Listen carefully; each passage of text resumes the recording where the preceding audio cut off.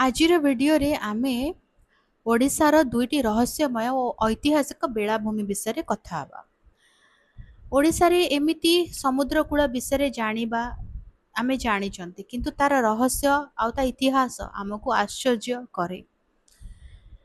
प्रथमे जदि आमे बालेश्वर चांदीपुर बेलाभूमि को जिबा जहाको विश्वर एकमात्र लुचकाली खेलुथबा समुद्र जहाको हाइड एंड सिक बीच बोली कुहा जाए।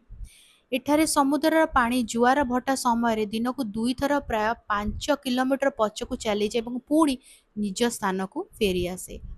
ऐतिहासिक भावे एही निछाटिया स्थानटी स्वाधीनता संग्रामी बाघा जतीनक ब्रिटिश विरोधी गुप्त रणनीतिर एक प्रमुख मुकसाक्षी थिला। द्वितीय स्थानटी होची गंजाम जिल्लार प्रसिद्ध गोपालपुर बेलाभूमि जहाँ एक शांत रहस्यमय बेलाभूमि भावे जनाशुना। प्राचीन काल में यह कलिंग साम्राज्यर एक प्रमुख वाणिज्यिक बंदर थिला जेउठारु साधव पुओ माने जाभा और सुमत्रा द्वीप को वाणिज्य करने को चाहूथिले। ब्रिटिश शासन समय एठारे एक विशाल बंदर ओ आलोक घर लाइट हाउस निर्माण करा जायतिला जहाँ भग्नावशेष आज भी देखा मिले।